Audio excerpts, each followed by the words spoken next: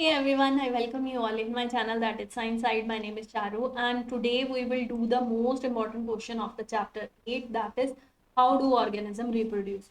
जितनी भी important question है सब cover कर लेंगे so that it will be easy for us in our exam. So let's start the video. First of all you have to subscribe the channel. The logo is given there. Okay बच्चा, let's start the video. The first question is what is DNA? DNA क्या है? What is DNA? DNA is a genetic material. क्या होता है भाई? Genetic material या hereditary material. कहाँ से कहाँ पास होता है? From the parents to the offspring ये पास होता है. क्यों? Because the feature, some of the features of our parent is similar to the offspring, है ना, मैच करते हैं ना कुछ कुछ फीचर्स। कोई आता है घर में रिलेटिव तो वो बोलता है इसकी शक्ल बिल्कुल उसके पापा की तरह है, इसकी आंखें तो बिल्कुल इसकी मम्मा की तरह है, इसके बालों का कलर तो बिल्कुल इसके पापा की तरह है, ऐसे करके कुछ कुछ फीचर्स हमें मैच करवाते हैं वो। It is because of the DNA. किसकी वजह से है भाई? डीएनए की वजह से। तो डीएनए आपका क्या है? एक जेनेटिक मटेरियल है। क्या है? एक जेनेटिक मटेरियल है। लेकिन बना किससे होता है भाई? ये भी पता होना चाहिए।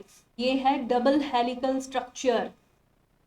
ठीक है, डबल हेलिकल स्ट्रक्चर है ये।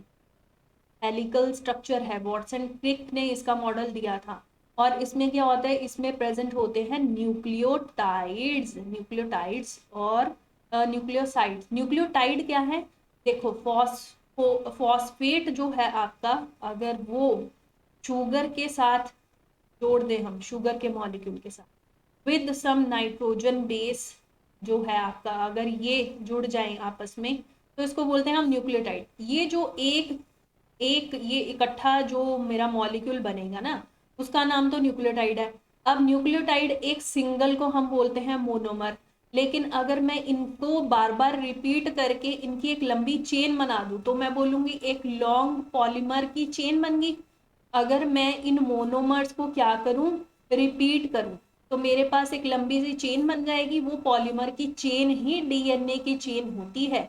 तो डीएनए की चेन में इस तरह से आप डबल हेलिकल स्ट्रक्चर देखते हो। तो डीएनए की जो चेन है वो किससे बनी होती है? न्यूक्लियोटाइड्स से बनी होती है। न्यूक्लियोटाइड्स प्रेजेंट होते हैं बार बार बार बार, उनकी एक लंबी सी चेन होती है। तो प्रॉपर आंसर आप कैसे देंगे? ये है proper answer, DNA deoxyribonucleic acid. Full form is also very important. Deoxy ribo nucleic acid is a polymer which is made up of large number of nucleotide units. It carry the genetic information from one generation to another. From parents, जो genetic information है, जो features हैं वो पास होते हैं parents से of spring में। किसकी वजह से? डीएनए की वजह से। What is the full form of DNA? Deoxyribonucleic acid. तो ये इसकी फुल फॉर्म है। This is DNA. Next question is what when a cell reproduce, जब एक सेल रिप्रोड्यूस करता है, what happen to its DNA, तो उसके डीएनए को क्या होता है? जब भी सेल रिप्रोड्यूस होगा तो इसके डीएनए की कॉपी होगी। डीएनए की कॉपी होना यानी DNA replication will be done first. जैसे ही डीएनए की कॉपी बनती है तो उसके बाद जो साइटोप्लाज्म है, मतलब जो सेल है ना, वो डिवाइड कर गया। जो साइटोप्लाज्म है वो डिवाइड कर गया, या हम ये बोल सकते हैं कि उसके बाद जो है वो हमारा सेल प्रॉपर तरीके से डिवाइड कर जाता है। तो ये होता है। तो आंसर देख लेते हैं। When a cell reproduce, DNA की रेप्लिकेशन होती है और उसी की दो सिमिलर कॉपीज बन जाती हैं। मतलब इस तरीके से, जैसे बैक्टीरिया वाले, उसमें वीडियो में देखना, जो प्रॉपर जो आपका लेक्चर वाला वीडियो है, जो आपका बैक्टीरिया होता है उसमें ट्रू न्यूक्लियाई तो होता नहीं, उसमें डीएनए पड़ा होता है। तो डीएनए अपनी ही कॉपी बना लेता है, यानी अपनी डीएनए की रेप्लिकेशन करके दो डीएनए बना लेगा। इस तरह से फिर धीरे धीरे जो आपका साइटोप्लाज्म है वो डिवाइड होगा, फिर धीरे धीरे जो सेल वॉल है वो डिवाइड होगी, और इस तरह से दो डॉटर जो है न्यूक्लियाई, दो डॉटर जो आपके बॉडीज हैं वो बन जाएंगी with the DNA in each. तो यहाँ पे क्या कर गया? ये सेल में पहले डीएनए की रेप्लिकेशन हुई, डीएनए जो है वो रेप्लिकेट हुआ। जैसे ही डीएनए की रेप्लिकेशन फिनिश हुई, साइटोप्लाज्म डिवाइड करा, सेल वॉल डिवाइड करी, और daughter nuclei, two daughter nuclei, two daughter DNA, two daughter nuclei, two daughter जो आपकी बैक्टीरियल बॉडी है वो बनी, बैक्टीरिया, ये बन गए, दो बन गए। ठीक है, तो इसको बोलते हैं रिप्रोडक्शन होना। ठीक है, now what is DNA copy होना? डीएनए कॉपी यानी डीएनए रेप्लिकेशन। इसकी इंपॉर्टेंस ये है कि रिप्रोडक्शन में इसका बहुत बड़ा रोल है। ठीक है, आंसर भी देख लेते हैं। डीएनए की कॉपी होना यानी सिमिलर कॉपी बन जाना डीएनए की डिफरेंट केमिकल रिएक्शंस के थ्रू।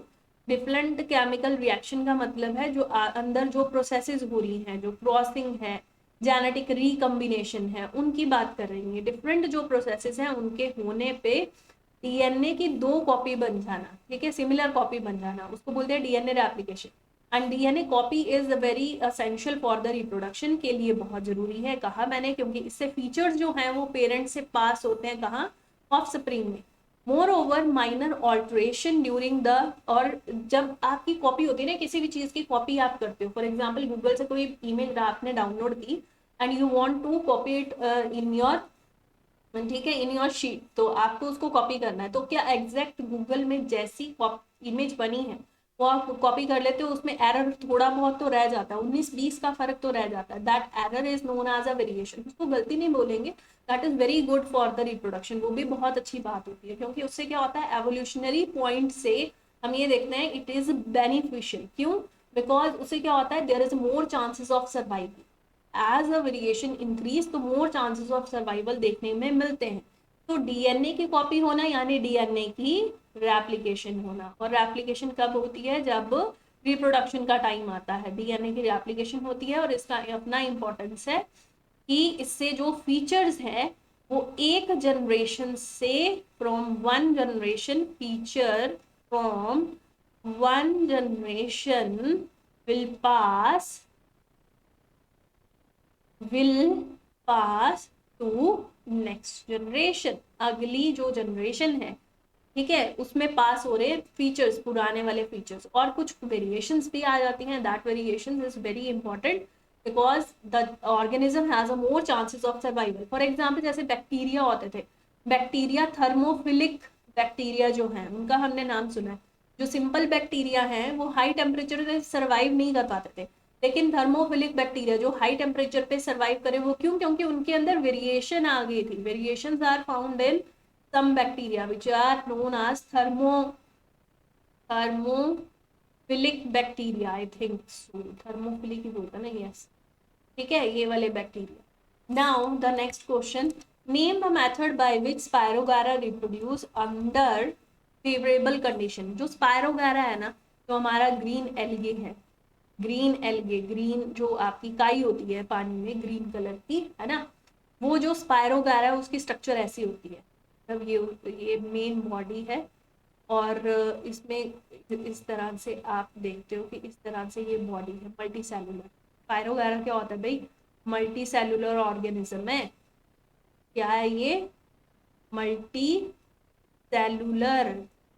ये मल्टी सेलुलर है, तो इसमें बहुत सारे सेल्स दिख रहे हैं, नंबर 1, देन 2, देन 3। क्या होता है at the time of reproduction? ये अपने आप में क्या शो करता है? फ्रेगमेंटेशन। फ्रेगमेंटेशन से क्या होगा, ये जो आपको सेल्स दिख रहे हैं ना 1, 2, 3, वो फ्रेगमेंट्स में डिवाइड, वो टूट जाएंगे, ब्रेक, स्प्लिट हो जाएंगे। यहाँ पे टूट गए नंबर 1, ये बीच वाला नंबर 2, और थर्ड वाला नंबर 3। इनकम्प्लीट सेल बनाया मैंने, क्यों? कोई बता सकता है? क्योंकि इसमें अभी न्यूक्लियस नहीं बना है, ये आपका न्यूक्लियस है हर एक सेल में। क्योंकि मल्टी सेलुलर मैंने कहा, तो अगर अलग अलग सेल है तो न्यूक्लियस है। तो ये जो मल्टी सेलुलर ऑर्गेनिज्म है, ये क्या करता है, जैसे ही स्प्लिट करेगा, टूटेगा, ब्रेक करेगा, फ्रेगमेंट बनाएगा, तो हर एक फ्रेगमेंट जो है वो ग्रो कर जाती है इंडिविजुअल। फर्स्ट इंडिविजुअल यहाँ से बन गया, ठीक है, इंडिविजुअल कौन सा? स्पायरोगायरा। यहाँ से ग्रो कर गया आपका सेकंड वाला, और यहाँ से ग्रो कर गया थर्ड वाला। तो ग्रोथ हो जाती है, तो हम बोलते हैं spirogyra reproduce by the fragmentation. Now look at the answer. The answer is the method by which the spirogyra reproduce under favourable condition. लेकिन वहां पे प्रॉपर कंडीशंस होनी चाहिए जहां पे वो रिप्रोड्यूस करेगा, ठीक है। And this is the asexual mode of reproduction. और फ्रेगमेंटेशन हो, स्पोर फॉर्मेशन हो, बाइनरी फ्यूजन हो, बडिंग हो, ये असेक्सुअल मोड ऑफ रिप्रोडक्शन है, ठीक है। आगे क्वेश्चन आएगा, भी आएगा। Now question number 5 is how does Plasmodium reproduce. जो प्लाज्मोडियम है, जो हमारा प्रोटोजोआ है, ठीक है, कौन सा मलेरियल पैरासाइट, मलेरियल, ठीक है, पैरासाइट, कौन, प्लाज्मोडियम, ठीक है, होस्ट बॉडी में रहता है। कौन कौन से होस्ट है इसके, प्राइमरी होस्ट, सेकेंडरी होस्ट, है ना, एक बार तो फीमेल एनाफिल्स मॉस्किटो में होता है और दूसरी बार ह्यूमन बॉडी में आ जाता है। तो इन दिस मेथड जो आपका ये जो प्लाज्मोडियम है ये कैसे रिप्रोड्यूस करता है, तो जो हमारा ये प्रोटोजोआ है, ये जो मलेरियल पैरासाइट है, ये जो प्लाज्मोडियम है, ये रिप्रोड्यूस करता है मल्टीपल फिजन से। इससे मल्टीपल फिजन से, इससे इससे क्या होता है, जो पेरेंट बॉडी है उसका जो न्यूक्लियस है, वो न्यूक्लियस जो है वो डिवाइड करना शुरू हो जाता है। न्यूक्लियस डिवाइड करेगा, मल्टीपल न्यूक्लियाई की फॉर्मेशन करेगा, इस तरह से मल्टीपल न्यूक्लियाई बन गए। धीरे धीरे ये जो न्यूक्लियस है इनके आसपास जो है साइटोप्लाज्म भी कवर होने लग पड़ता है। ये न्यूक्लियस है, इन्होंने साइटोप्लाज्म को भी अपने आसपास घेरना शुरू कर दिया। और उसके बाद ये जो वॉल है ये क्या होगी, रप्चर ऑफ वॉल, रप्चर यानी टूटेगी। जैसे ही ये टूटेगी तो इसमें से ये जो आपके मल्टीपल बॉडीज हैं ये बाहर आ जाएंगी और इनकी ग्रोथ स्टार्ट हो जाएगी। तो हम बोलते हैं this process is known as a multiple fission. तो यहाँ पे न्यूक्लियस डिवाइड करा तो यहाँ पे कैरियोकाइनेसिस, काइनेसिस हुई, और यहाँ पे साइटोप्लाज्म आपका डिवाइड हुआ तो यहाँ पे साइटोकाइनेसिस हुई। देखो पहले, अब इसमें से सही कौन से हैं, याद है, ठीक है। तो आपको न्यूक्लियस डिवाइड करा, कैरियोकाइनेसिस, साइटोप्लाज्म डिवाइड करा, साइटोकाइनेसिस, रप्चर ऑफ वॉल हुई। जैसे ही वॉल रप्चर हुई ये मल्टीपल बॉडीज बाहर आ गई। This is known as a multiple fission from the single parent body. Parent body आपकी कौन सी है, सिंगल है, लेकिन उससे मल्टीपल बॉडीज जो है वो प्रोड्यूस हुई। One parent body is there, this is known as a multiple fission. Asexual mode of reproduction है, ठीक है। नाउ द नेक्स्ट क्वेश्चन, ये देखिए आंसर भी देख लीजिए। Plasmodium reproduce by the multiple fission, parent body जो है वो स्प्लिट कर जाती है मैनी न्यू ऑर्गेनिज्म में at the same time, and this is a sexual mode of reproduction. Now the sixth question is, name the part of the bryophyllum where the bird are produced for the vegetative propagation.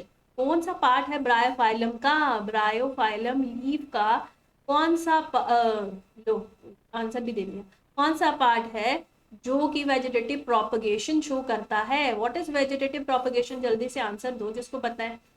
Bryophyllum में जो आपका leaf portion होता है उसमें हम birds देखते हैं, छोटे छोटे बर्ड्स आ गए, और वो बर्ड्स क्या करते हैं, धीरे धीरे उनमें रूट्स आनी शुरू हो जाती हैं, फिर शूट की ग्रोथ होती है, और अगर ये फॉल कर जाएं सॉइल में, if they fall into the soil, fall in soil, then what happen, there is a growth of new bryophyllum plant, growth of new plant, this is known as a vegetative propagation। तो vegetative propagation होगी, तो birds कहाँ हैं, leaf में present होते हैं birds। तो चलिए देखते हैं answer. The answer is Bryophyllum propagate करता है वेजिटेटिवली, जिसमें बर्ड प्रोड्यूस होते हैं मार्जिन ऑफ द लीव्स में, ठीक है।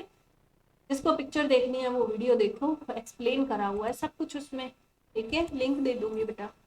Name the method by which the hydra reproduce, is this method sexual और असेक्सुअल। कौन सा मेथड है जैसे हाइड्रा रिप्रोड्यूस करता है भाई, ये हमारा हाइड्रा है प्यारा सा,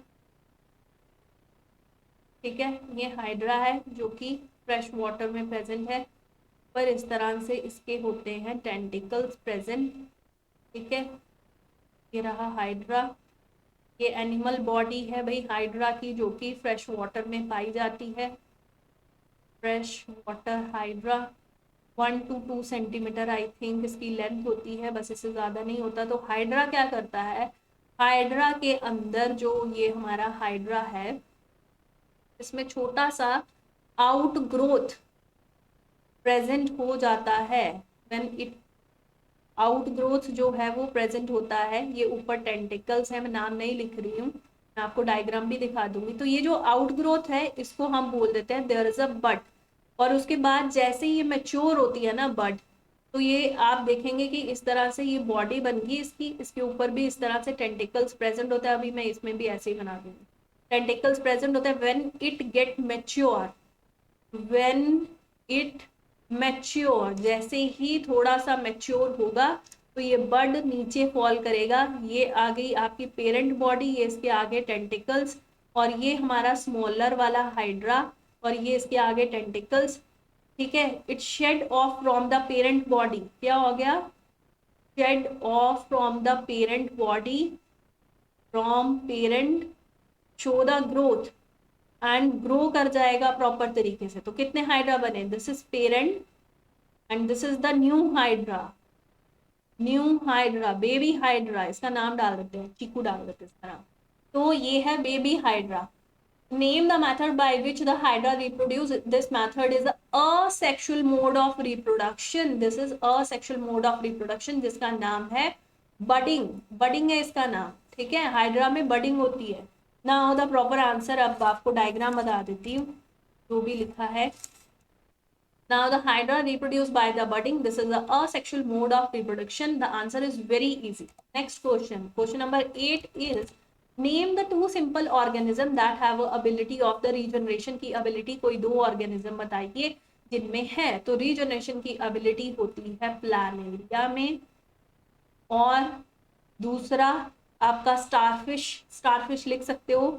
हाइड्रा में आपकी एबिलिटी होती है रीजनरेशन की। रीजनरेशन का मतलब क्या होता है भाई, कोई पार्ट कट हो जाना तो उसका रीग्रो कर जाना रीजनरेशन कहलाता है। कट पार्ट का रीग्रो कर जाना रीजनरेशन कहलाता है।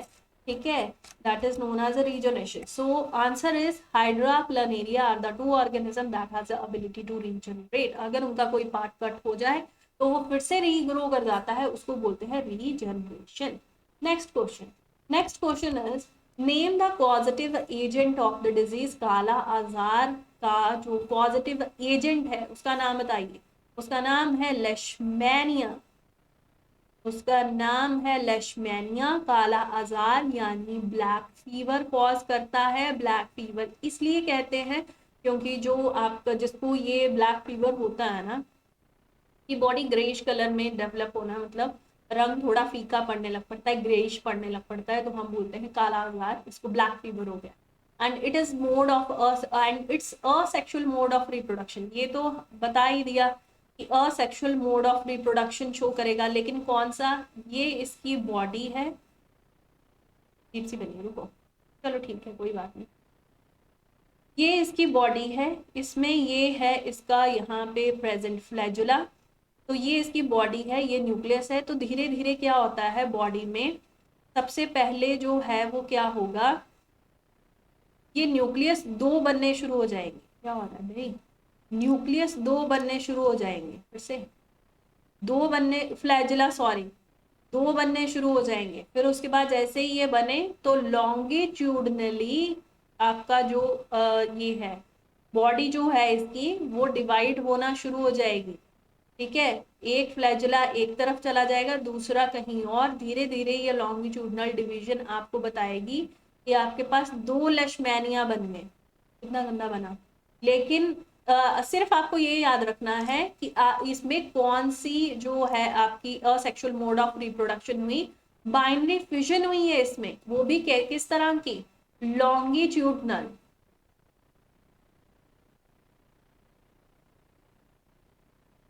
गड़बड़ होगी, ट्यूडनल, इधर आना है।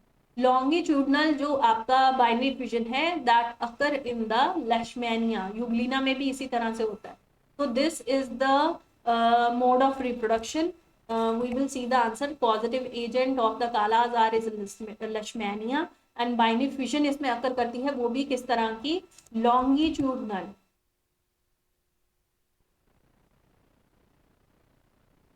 ठीक है, चलिए next question, question number 10, right the two difference between the binary fission और मल्टीपल फिजन में हमें बताइए दो डिफरेंस बताने हैं भाई। बाइनरी फिजन इस तरफ रख देते हैं, मल्टीपल फिजन इस तरफ रख देते हैं। बाइनरी फिजन जो है उसमें जो आपकी पेरेंट बॉडी है, ये अमीबा बना रही हूँ, पेरेंट बॉडी जो है वो डिवाइड कर देती है अपने आप को दो डॉटर न्यूक्लियाई में, न्यूक्लियाई बोल रही हूँ,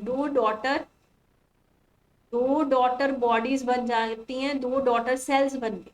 वन पेरेंट सेल जो है आपका, जैसे अमीबा AMOE, यस अमीबा, वो डॉटर अमीबा में डिवाइड हो गए और एक से कितने बन गए, एक से दो बन गए दो, तो इसको बोलते हैं binary fission. B I, bi, bi मतलब ही होता है टू, टू डॉटर न्यूक्लियाई जो है वो बन गए।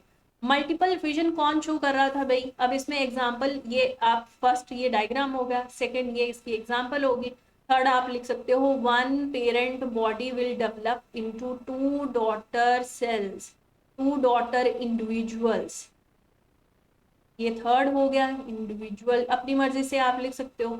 इसमें आप बोलोगे जी प्लाज्मोडियम जो है वो, प्लाज्मोडियम जो है वो शो करता है मल्टीपल फिजन, एग्जाम्पल दे दी। दूसरा उसका डायग्राम बना दिया कि ये पेरेंट बॉडी है और जैसे ये रप्चर करेगी तो अंदर से हम देखते हैं मल्टीपल बॉडीज जो हैं वो डेवलप हो जाती हैं।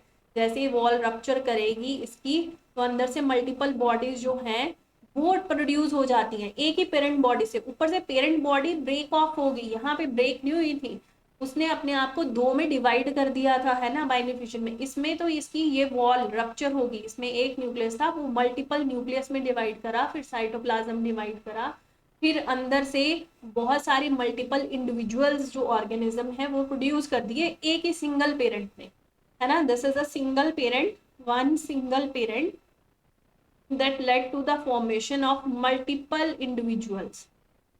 ऐसे ही हुआ ना, मल्टीपल बॉडीज की फॉर्मेशन हुई तो हमने बोल दिया दिस इज मल्टीपल फ्यूजन। और इसमें क्या हुआ, जो पेरेंट बॉडी है वो ब्रेक ऑफ हो गई, बिल्कुल पेरेंट बॉडी ब्रेक ऑफ, पूरी तरह से तहस नहस होगी भाई पेरेंट बॉडी। इसमें तो ऐसा नहीं हुआ था, है ना, पेरेंट बॉडी अपने आप को पूरी तरह से डिवाइड कर, मतलब आगे वो अपने में ही डिवीजन शो कर दी है, अजर अमर हो गई पेरेंट बॉडी। यहाँ तो नहीं, यहाँ तो वो रप्चर होगी, इसकी वॉल जो है यहाँ रप्चर हुई थी। तो हम देख लेते हैं कि प्रॉपर आंसर यहाँ क्या लिखा है। The parent body split into two organism. Amoeba में ऐसा होता है, पैरामीशियम में ऐसा होता है, यूग्लिना में ऐसा होता है, लेशमैनिया में ऐसा होता है, बैक्टीरिया में ऐसा होता है बाइनरी फिशन। मल्टीपल फिशन जो है आपकी, उसमें पेरेंट बॉडी स्प्लिट करती है बहुत सारे, मैनी, यहाँ पे टू था, यहाँ पे many new organism, example in Plasmodium.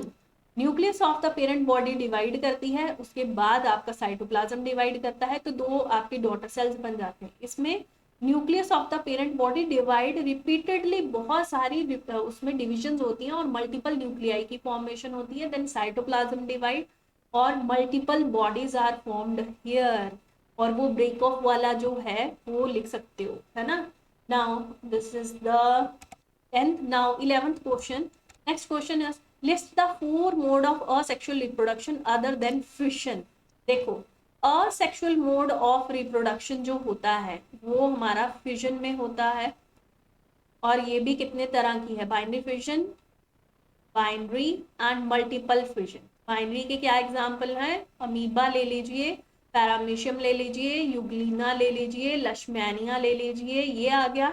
Multiple fission Plasmodium में देखने को मिल रही है, किसमें, प्लाज्मोडियम जो हमारा मलेरियल पैरासाइट वाला है, प्रोटोजोआ, उसमें देखने को मिल रही है।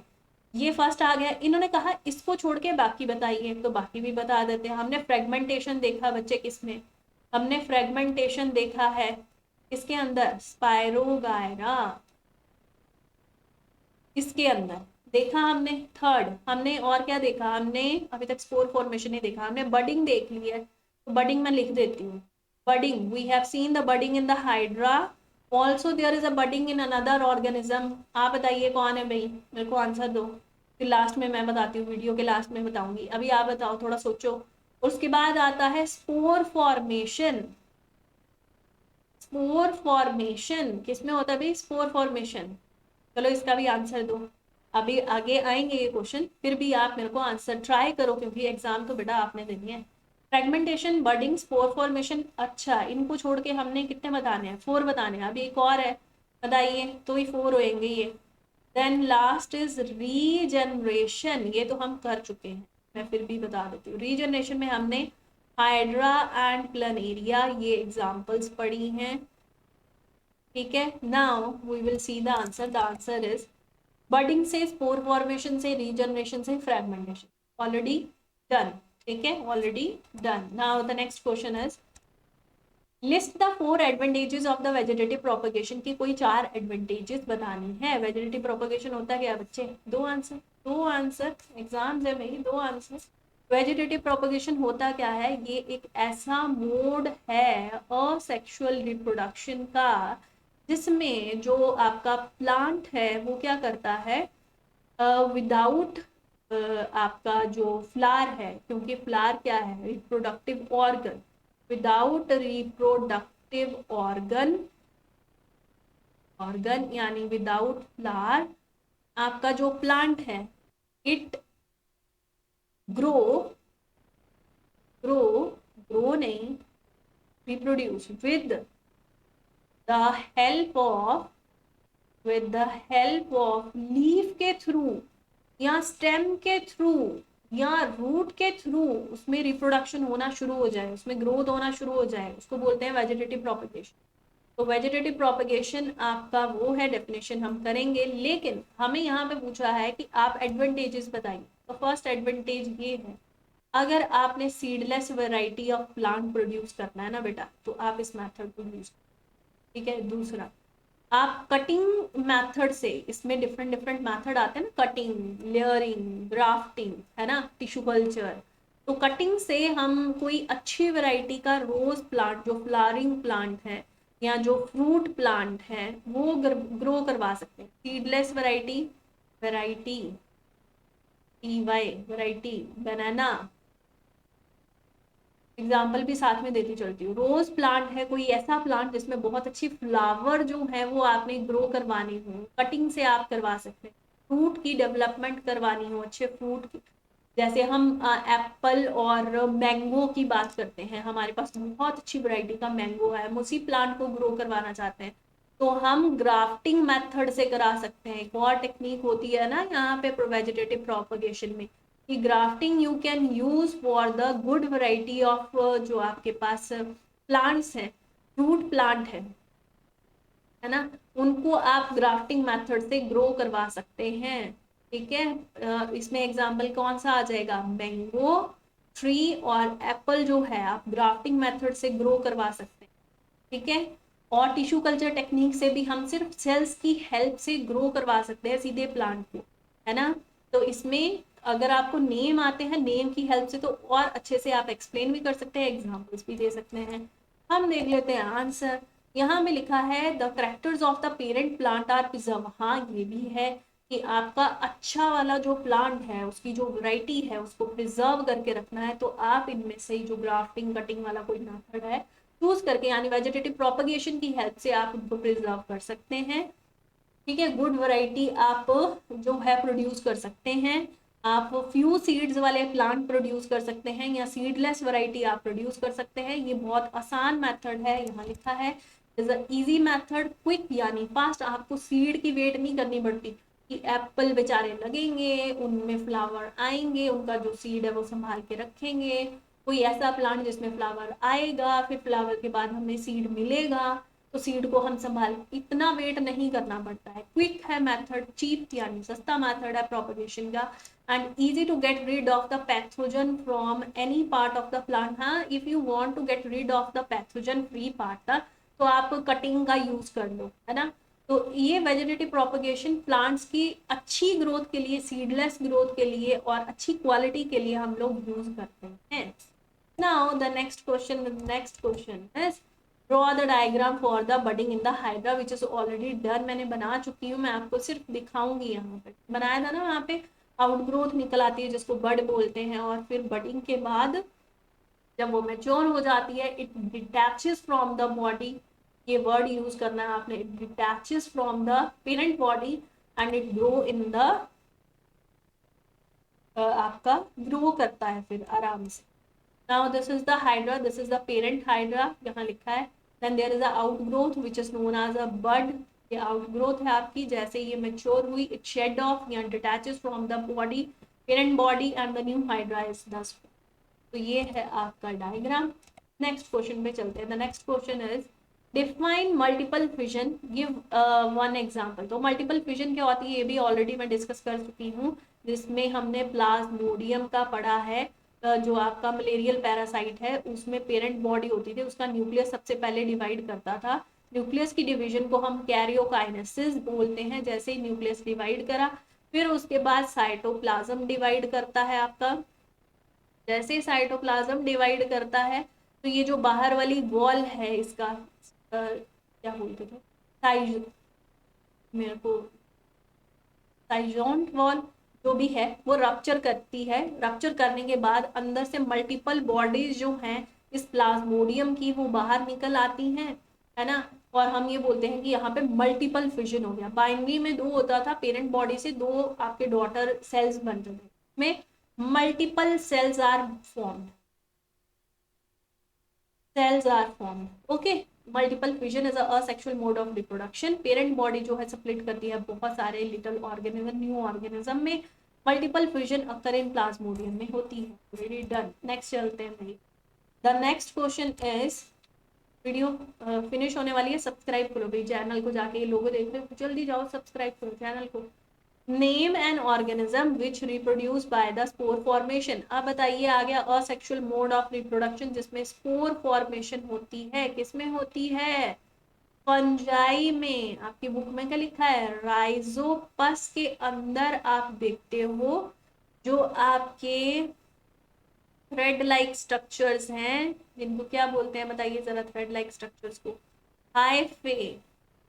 जो आपके ये थ्रेड लाइक स्ट्रक्चर्स हैं, इन थ्रेड लाइक स्ट्रक्चर्स के ऊपर blob like structure, blob like structure या bulb like structure which is known as, क्या बोलते हैं? Structure which is known as sporangium. Sporangium, sporangium बोलते हैं। इनके अंदर क्या होता है भाई? इनके अंदर स्पोर्स प्रेजेंट होते हैं। ये छोटे छोटे स्पोर्स क्या होते हैं? इनके बाहर इस तरह से थिक वॉल होती है, अंदर ये स्पोर प्रेजेंट होता है। ये थिक वॉल क्यों प्रेजेंट होती है? ताकि इनको अनफेवरेबल कंडीशंस, जितना विंड है, वाटर है, या कोई एसिडिक कंडीशन है सॉइल की, या बेसिक कंडीशन है सॉइल की, जो भी है उससे बचाया जा सके। जब इनकी फेवरेबल कंडीशन इनको मिल जाती है, जो इनको मॉइस्चर चाहिए अपनी ग्रोथ के लिए, फूड नरिशमेंट चाहिए, जब इनकी फेवरेबल कंडीशन इनको मिल जाती है, this wall get burst and the spore will grow।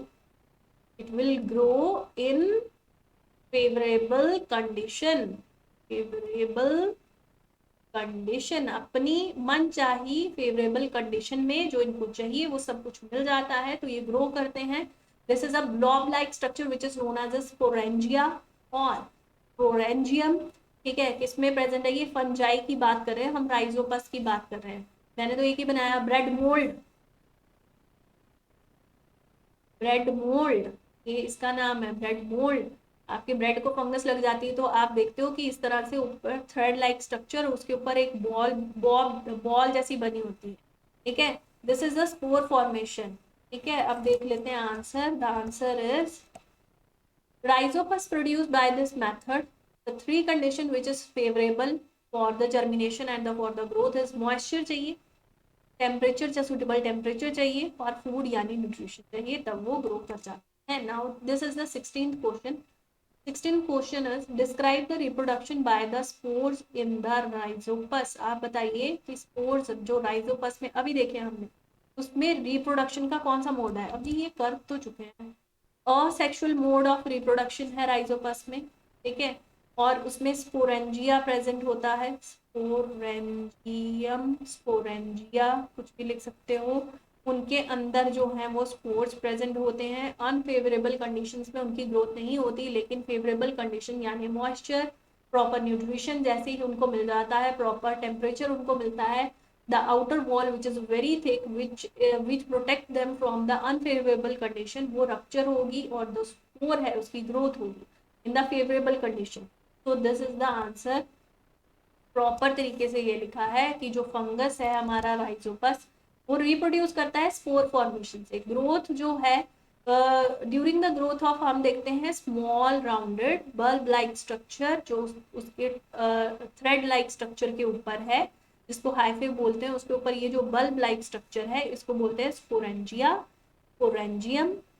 Sporangium के अंदर क्या होता है, न्यूक्लियस डिवाइड करता है several times, nucleus get surrounded by the cytoplasm, वही जैसे मल्टीपल फिशन में हुआ था, पहले न्यूक्लियस डिवाइड करता है, कैरियोकाइनेसिस साइटोकाइनेसिस, जैसे डिवाइड हुआ तो स्पोरेंजियम के अंदर बहुत सारे स्पोर्स फॉर्म हो जाते हैं, एंड जैसे ही स्पोरेंजिया बर्स्ट करता है तो स्पोर्स रिलीज हो जाते हैं। ये जो स्पोर्स हैं ये डिस्पर्सिव मीडियम के थ्रू, कौन कौन डिस्पर्स करता है इसको, विंड डिस्पर्स करने में हेल्प करती है, वाटर डिस्पर्शन में हेल्प करता है, इंसेक्ट डिस्पर्शन में हेल्प करते हैं, इधर उधर गिर जाते हैं फिर स्पोर्स। अब कोई प्लांट है, ठीक है, वो मतलब हम देखते हैं कि ये जो पौधा है, कई बार चल रहे होते हैं, वॉक कर रहे होते हैं, ये पौधा तो यार थोड़ी देर पहले पीछे भी देखा कितना सुंदर था यार, ये यहाँ भी उग गया, ऐसे हम बात करते हैं, वो क्यों, क्योंकि उसके स्पोर्स उड़ के दूसरी जगह भी फैल जाते हैं, ठीक है, जो पोलन ग्रेन्स है जैसे वो हम बोलते हैं डिस्पर्शन होता है उनमें, वैसे ये जो स्पोर्स हैं इसके ये भी तभी ग्रो करते हैं क्योंकि ये क्या होते हैं, फेवरेबल कंडीशन जैसे इनको मिलती है ग्रो कर जाते हैं, और इनको डिस्पर्स करने वाला या तो विंड या वाटर या इंसेक्ट्स होते हैं, ठीक है। Now I think this is the last question, 16 ओह यहाँ पे आना था बच्चे, 17, ठीक है, 17 question. What is vegetative propagation, क्या होता है वेजिटेटिव प्रोपगेशन, जो है आप जो आपका रिप्रोडक्टिव पार्ट है ना प्लांट का, रिप्रोडक्टिव पार्ट है ना प्लांट का, उसको छोड़ के, ठीक है, उसको छोड़ के बाकी जो आपकी स्टेम है, अगर उससे ग्रो करवा लें हम प्लांट, जो रूट है उससे न्यू प्लांट ग्रो करवा लें, न्यू प्लांट ग्रो, अगर रूट से न्यू प्लांट की ग्रोथ करवा लें, अगर लीफ से न्यू प्लांट की ग्रोथ करवा लें, तो हम उस मेथड को बोलते हैं वेजिटेटिव प्रोपगेशन। इसकी एडवांटेजेस मैं बता चुकी हूँ, क्योंकि एक तो सीडलेस वैरायटी वो प्रोड्यूस कर सकते हैं, ठीक है, जो आपकी गुड वैरायटी है एप्पल्स की और फ्रूट फ्लावरिंग प्लांट की, गुड वैरायटी जो फ्लावरिंग प्लांट की है या फ्रूट प्लांट की है वो भी हम ग्रो करवा सकते हैं, और जो अच्छी वैरायटी वाले प्लांट्स हैं उनको प्रिजर्व करके रखने का एक बहुत अच्छा मेथड है ये, और बहुत इजी मेथड है, बहुत चीप मेथड है, बहुत क्विक मेथड है, कि प्लांट की ग्रोथ करवानी है तो आप इससे करवा सकते हैं। तो इस तरह के कुछ आप पॉइंट्स लिख सकते हैं। इसके अलावा ये जो डिफरेंट इसमें टेक्निक्स है ना, कटिंग विद एग्जांपल आप बता सकते हैं कि कटिंग से हम क्या कर सकते हैं, हम लेयरिंग से क्या कर सकते हैं, हम ग्राफ्टिंग से क्या कर सकते हैं, हम टिश्यू कल्चर से क्या कर सकते हैं, टिश्यू कल्चर टेक्निक से। तो आप इनके नाम, अंदर जो इनके नाम है ना वैरायटीज के, उनके नाम के थ्रू भी एक्सप्लेन कर सकते हैं, ठीक है। अब मैं बताती हूँ आपको आंसर, आंसर है vegetative propagation asexual mode of reproduction है, जिसमें प्लांट में स्टेम रूट और लीफ के थ्रू हम न्यू प्लांट की ग्रोथ करवा सकते हैं। एडवांटेजेस ये हैं, एक तो सीडलेस वैरायटी जो है वो ऑब्टेन कर सकते हैं, ग्राफ्टिंग से हम फ्रूट जो ट्री है या फ्लावरिंग प्लांट है उनकी ग्रोथ करवा सकते हैं। कुछ प्लांट जैसे कि रोज हो गया, शुगर केन है, कैक्टस है, वो प्रोपगेट करते हैं स्टेम कटिंग वाले मेथड से, शुगर केन भी कैक्टस भी, रोज तो हमने देखा ही हो, तो हम घर में ही कर लेते हैं कि वो आपके गमले में एक कलम लगी है जो बहुत सुंदर है, ऑरेंज कलर का रोज प्लांट है, तो आपके मदर या फादर क्या करते हैं उसकी स्लांट कट करके दूसरे गमले में उसको शिफ्ट कर देते हैं, तो वो भी ग्रो करने लग पड़ता है। Banana and jasmine generally grow through the vegetative propagation, banana तो वैसे ही सीडलेस है, तो सीडलेस वैरायटी को ग्रो करने के लिए हम वेजिटेटिव प्रोपगेशन का यूज करते हैं। Here I will end my video. I hope you will like it. More questions are there in the different videos. You have to subscribe the channel first, okay? Because I am doing some hard work. You have to do the little one. So share it with your friends. ठीक है, share करिए बच्चे और subscribe करिए, please do it fast. Okay, see you बेटा, अच्छे से तैयारी करो, ऑल द बेस्ट एग्जाम्स के लिए अभी से। ओके बच्चा।